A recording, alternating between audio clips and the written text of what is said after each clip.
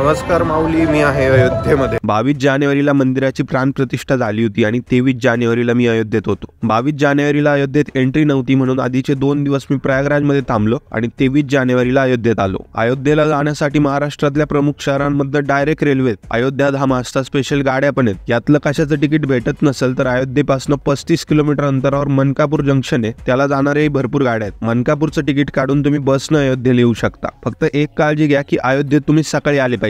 मी प्रयागराजवरून येणार होतो, मी पहाटे 5 वाजताच प्रयागराजवरून निघलो होतो आणि 11 वाजता अयोध्येत होतो। अयोध्या बस स्टँड पासून टेडी बाजार चौकापर्यंत मी रिक्षाने आलो। मी अयोध्येत आलात की एक प्रश्न असणार की राहायचं कुठं। पॉप्युलर हॉटेल बुकिंग ॲप्सवर सर्च केलं तर हॉटेल खूप जास्त महाग दाखवतील। त्यासाठी होली अयोध्या नावाचं एक ॲप आहे, त्यात तिथल्या स्थानिक लोकांचे होमस्टेज आणि बजेट डॉर्मेटरीज अवेलेबल आहेत। मी स्वतः 23 जानेवारीला अयोध्येत होतो आणि एवढ्या गर्दीतही फक्त 650 रुपयात मला मंदिरापासून फक्त 5-10 मिनिटाच्या अंतरावर असलेल्या अरुंधती हॉस्पिटॅलिटीमध्ये 650 रुपयात डॉर्मेटरी भेटली होती। तुम्ही चेक इन केलं की फ्रेश व्हा, नाश्ता पाणी करा आणि जा हनुमानगडी दर्शनासाठी। बजरंगबली हे अयोध्येचे रक्षक मानले जातात। 23 जानेवारीला खूप जास्त गर्दी होती, दुपारी भगदड पण झाली होती म्हणून मला तिकडे जाता आलं नाही। मी आधी श्रीराम मंदिरातच गेलो होतो। मंदिर दर्शनासाठी जाताना फोन, इलेक्ट्रॉनिक डिव्हाइसेस बाहेरच ठेवावे लागतात आणि त्यासाठी मंदिराचे लॉकर पण आहेत। 23 जानेवारीला गर्दीमुळे संध्याकाळी लॉकर बंद होते आणि फोन घेऊन मंदिरात जाता येत होतं। त्या दिवशी अयोध्येतला माहोल खरोखर बघण्यासारखा होता। सगळं वातावरण राममय झालं होतं।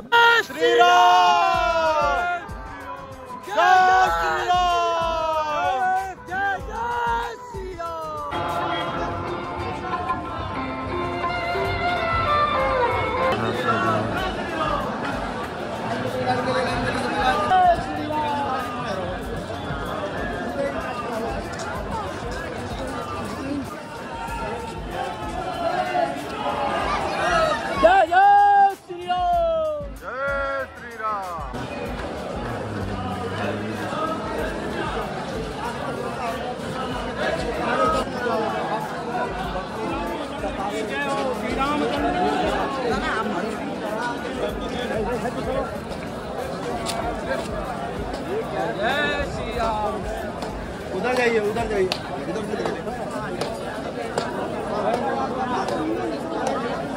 आता तिथं लाईन थांबली, तिथं सिंगल लाईन पुढे थांबू नाही, सिंगल लाईन थांबू।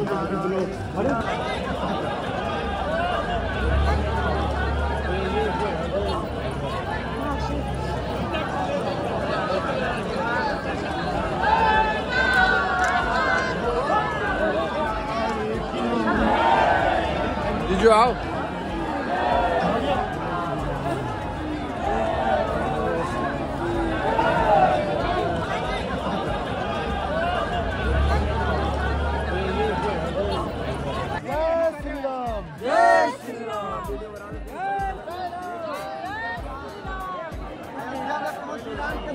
अयोध्या में राम भक्तों का जन सैलाब। जय श्री राम, रामचंद्र की जय, रामलला सरकार की जय। बोल सियापति रामचंद्र महाराज की जय। बोल राम सियापति रामचंद्र महाराज की जय। और भाई अयोध्या में बाजे बधैया हो। चलिए भैया, चलिए चलिए आइए आइए। अगर लाइन में रहे तो लोग कितना तेज जा रहा है। बिल्कुल सही बात। हम लोग जय श्री राम, जय श्री राम, जय श्री राम, जय श्री राम, जय श्री राम। बोल सियापति रामचंद्र महाराज की जय।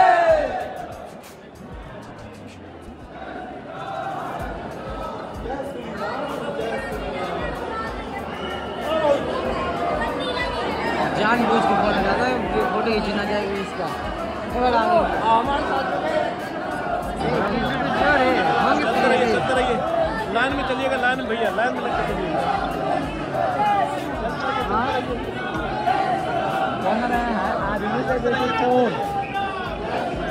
कौन सब कुछ देख ली। राम मंदिर, राम मंदिर।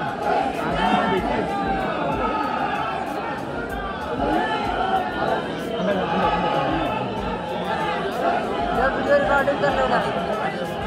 यही बना हुआ है तो जो भाषण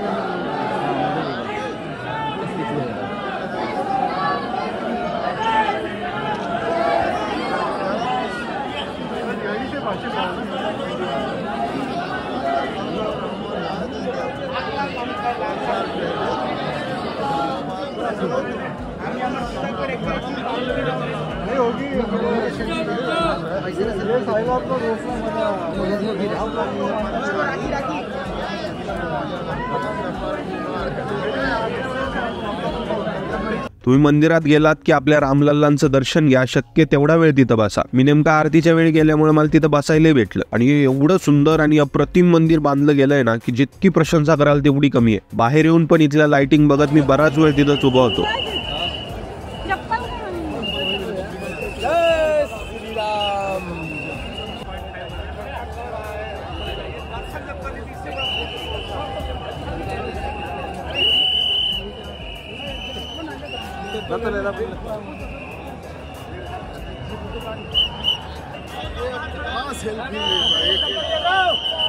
अयोध्येत तेव्हा दिवाळी साजरी होत होती. रस्ते एकदम सणासारखे नटले होते. पाहू तिकडे भंडारे, पाहू तिकडे सत्संग सुरू. तुम्ही पण थोडं मार्केट फिरा, इथं असलेल्या नवनवीन वास्तू बघा आणि संध्याकाळीचा शरयू नदीच्या आरतीसाठी. त्यानंतर रामकी पेढीवर लाईट शो बघा आणि तिथल्याच नागेश्वरनाथ मंदिरात दर्शन घ्या. या गोष्टी आधी माहिती नसल्यानं मला लाईट शो बघता आला नाही. चालत चालत मी लता मंगेशकर चौकापर्यंत आलो. इथंही एकदम अप्रतिम वास्तू बनवली. त्यानंतर मी शरयू नदी काठी गेलो. तिथं भरपूर वेळ बसलो. भारतातले सगळे टॉप न्यूज चॅनल्स त्या दिवशी अयोध्येत होते. दिवसभरात भंडाऱ्यांमध्ये भरपूर खाल्लं होतं. तर येताना इथली रबडी जलेबी टेस्ट केली आणि रिक्षानी रूम वरती आलो. दुसऱ्या दिवशी सकाळच्या प्रसन्न वातावरणातही भरपूर राम भक्तांची गर्दी अयोध्येत होती. माझं हनुमानगडीचं दर्शन बाकी होतं म्हणून मी निघालो हनुमानगडीकडे. त्याच्या बाहेर पुण्यातलं एक पथक एकदम जबरदस्त शंखनाद करत होतं. गर्दीमुळे मला तिथं दर्शनाला अर्धा तास लागला, पण बजरंगबलींचं दर्शन घेऊन मन एकदम प्रसन्न झालं. त्यानंतर मी दशरथ महल मध्ये गेलो. तिथं भंडारा सुरू होता. तिथं मस्त जेवण केलं. दशरथ महल मध्ये दर्शन घेतल्यावर पोहोचलो कनक भवन मध्ये. अयोध्येतले अत्यंत सुंदर भवन बघायचं तुम्ही विसरू नका. आणि हे झालं की गुप्तार घाटावर जायचं देखील विसरू नका. शेकडो वर्षांनंतर रामलल्लांचं एवढं भव्य आगमन अयोध्येत झालंय. आपल्या परिवारासोबत, मित्रांसोबत नक्की एकदा या दर्शनासाठी जा. जय श्रीराम.